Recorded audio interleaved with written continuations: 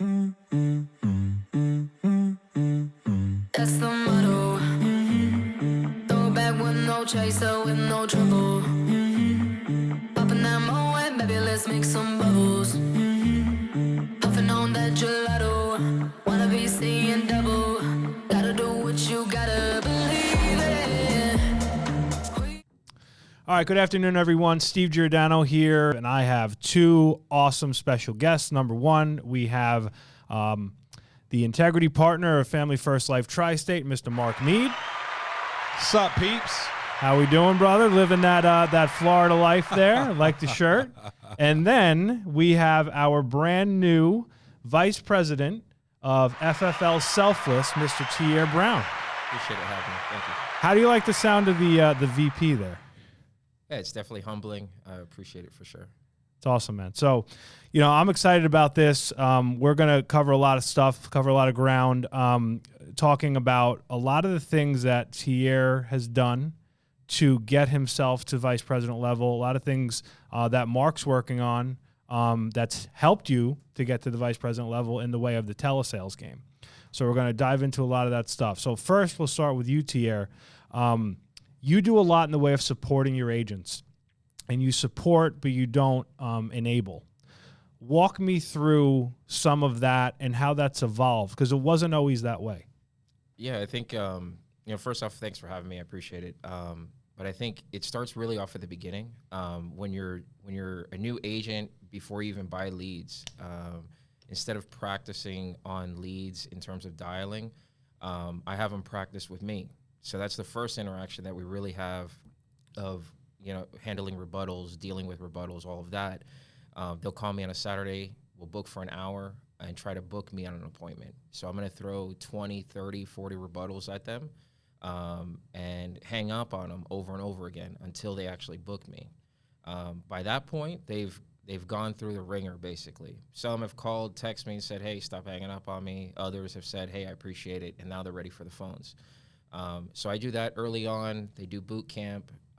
Really, I focus on making sure that they're comfortable with certain things within boot camp, dialing the phones, rebuttals, things that are going to get them appointments, not necessarily all the product knowledge. I need them to have a foundation, but not be, it's not brain surgery. They don't need to know everything. They just need to know the difference between whole life and term and when to call me when they need help. I love that. And Marc, for yourself, kind of coming from the beginning phases of FFL and kind of to where we are now, how has that evolved? Kind of things that he's talking about and like getting new agents started from when you started to now. That's crazy. Yeah, it's great. I mean, listen to you, Tierre, with some of the processes that are in place now that were not in place before, like boot camp and, some of these attention to details, a lot of the automation processes that we now have and, different platforms that we have to help people get started faster. It's amazing. I mean, when we started the company, we didn't have any of this stuff, and it's so much easier for a manager to grow helping people. And it's so much easier for a new agent to get started and onboarded and grow because there's just so many things at their fingertips. And, I think if you're a new agent out there, you are way better off than you think you are. And I would say that you want to utilize these tools to help you grow, but you don't want these tools to enable you to not grow.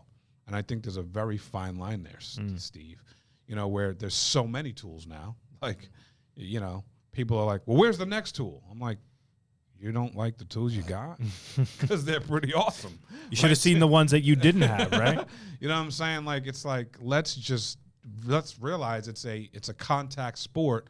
We're still getting in front of as many people as humanly possible, and we still have to do that. Tierre, you do such a great job of getting that out there and putting that out there for your agents. When you think about the way the agents respond to you now, with everything I just said about these tools and all the platforms that they have, how do you see it? What's the response that you're getting? Yeah, I mean, I think, some utilize the tools that they have, but I really try to make sure that they understand not to overutilize or like get trapped with all these different tools either. We need to just keep it basic, keep it simple. I think it was a podcast a year and a half ago or something, and I heard you say just focus on appointments, focus on the appointment count, focus on that. So that's really the foundational groundwork that we really try to focus in and hone in with our team with. Strong. Now, how are you working, Tierre, because you have like a night shift crew with telesales, which is the one of the magical things about telesales. You can have, you got your East Coast people here, you got your West Coast people, you can really, cover a lot of ground.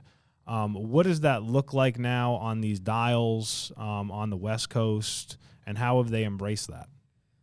Yeah, so I run a kind of crazy schedule, let's say. Generally on Mondays and Thursdays, I'm traditionally dialing, but then every night from, say, 6 p.m. to 10 p.m., I have a West Coast team out in Arizona and California that we're just dialing.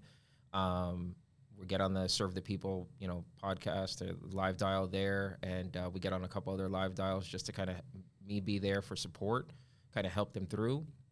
But the guys that are out west, they kind of gain 2 to 3 hours on everybody out on the East Coast. They're able to dial early morning. They can dial into late evening. We just started actually dialing some leads in Honolulu, so we picked up a couple hours there. Crazy. We're looking at locking out some other things just to have more access. But they can really run, 10, 14-hour days if they wanted to, It's unbelievable. Now, Mark, me and you, I guess we're kind of like, archaic in the sense of, running the field and, what's all this Zoom and phone stuff about. And I've embraced some of it, personal production and also, obviously with the team.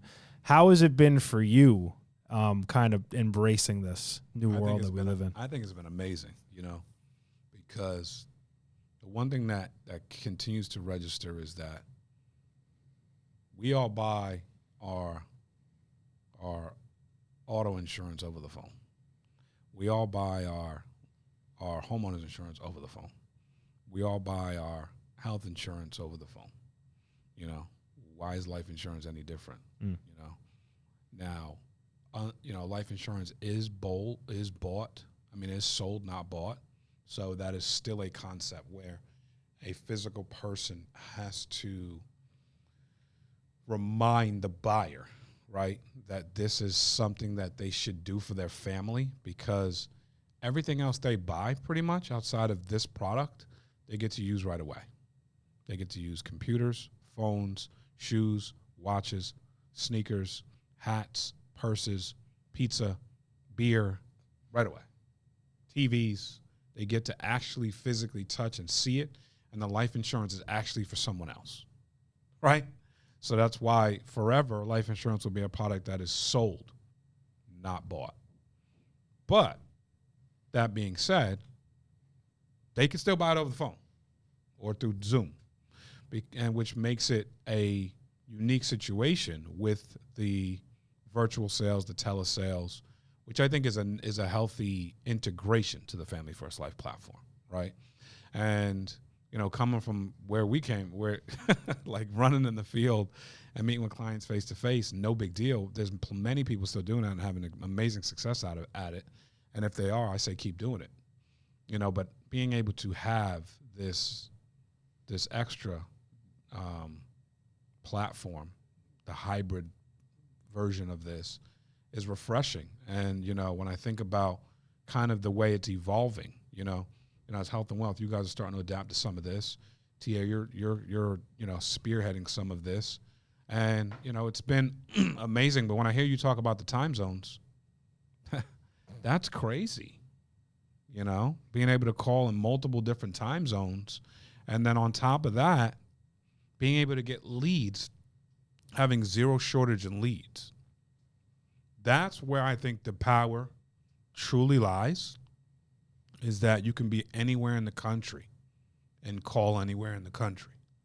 So, Steve, when I think of that, man, I think about your agency getting ready to go to the next level, having your best month ever, and you guys are embracing some of this, So how do you see this kind of going to the next level with health and wealth and some of the stuff Tierre's doing? Yeah, I agree. I think it's an amazing evolution because you can in your recruiting efforts and when you're looking to bring people on, like we have Kevin Gonzalez here today who's from California, right?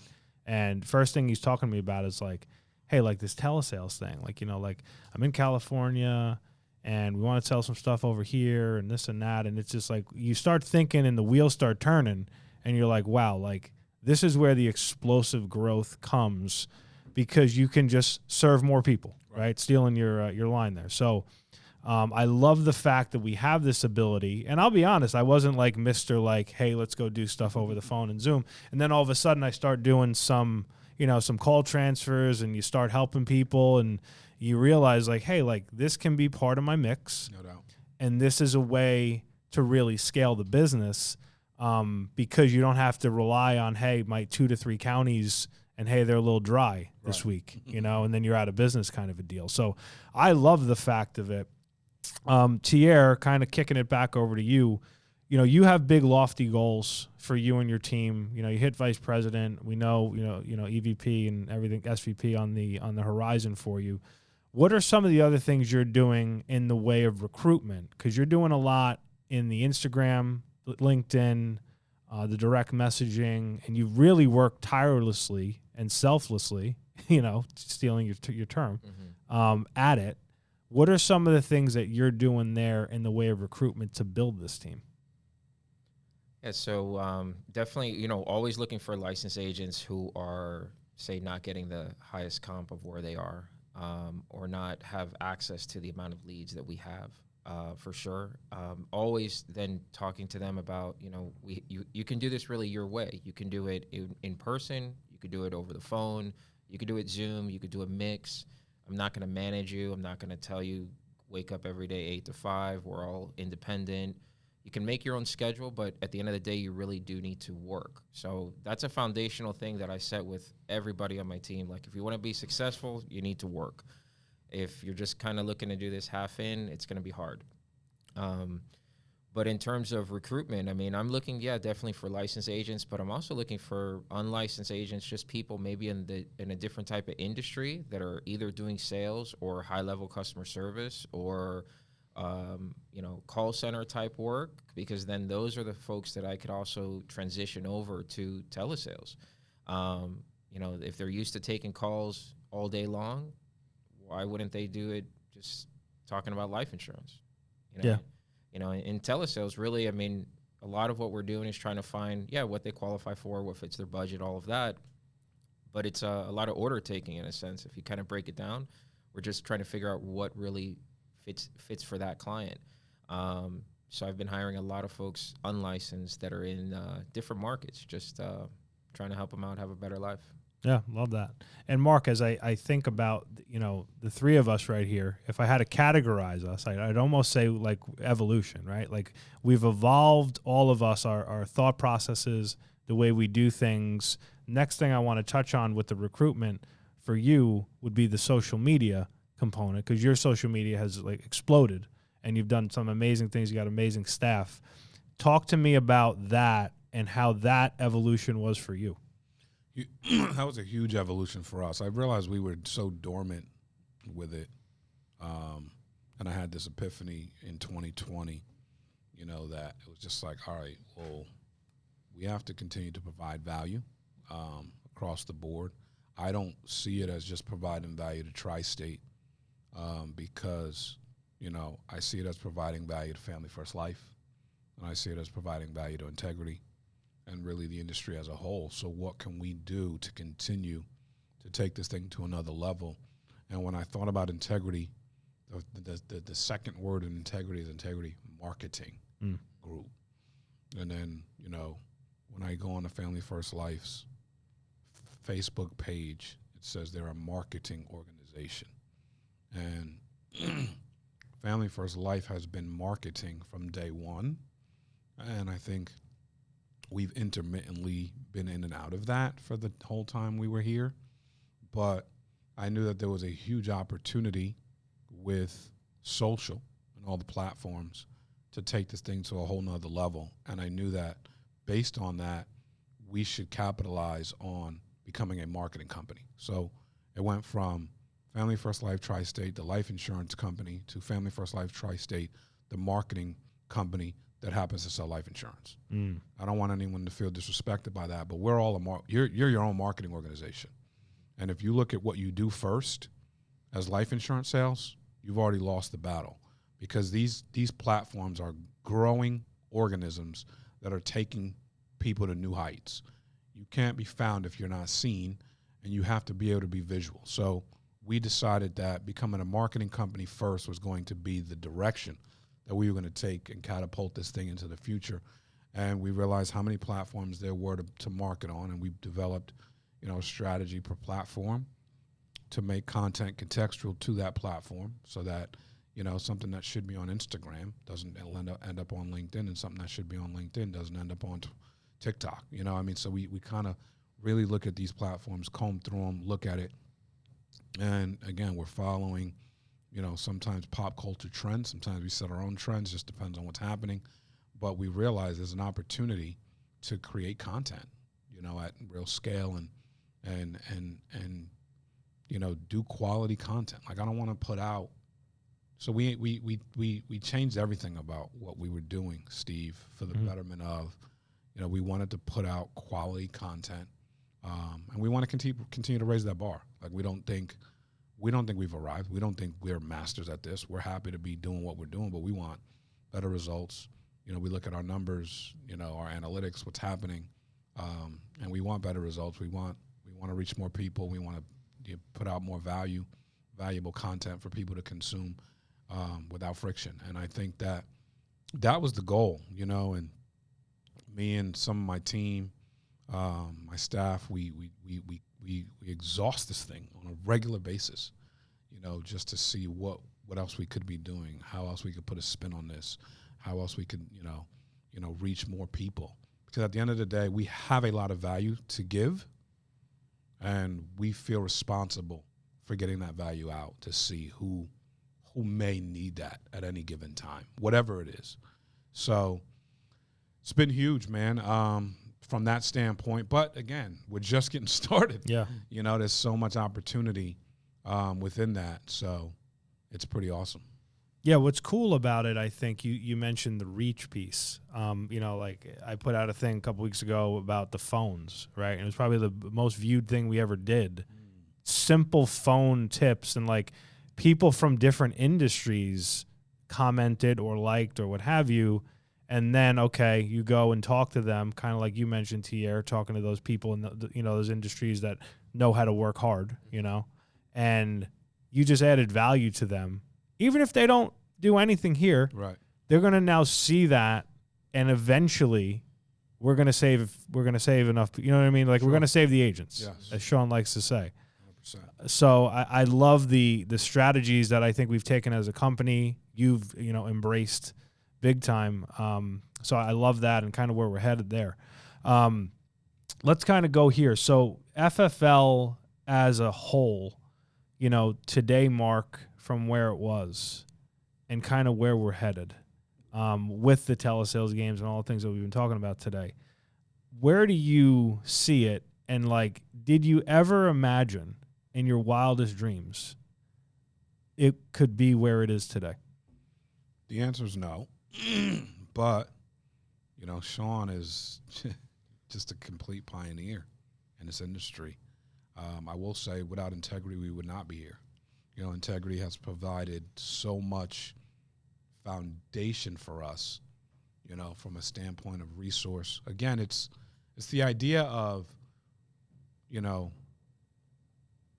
we have a finger on the pulse of the business. We have a good idea what we want to do, Steve. A lot of times, the ability to press the button, which is the financial button, on that thing that we think or know is going to work, is what slows down growth.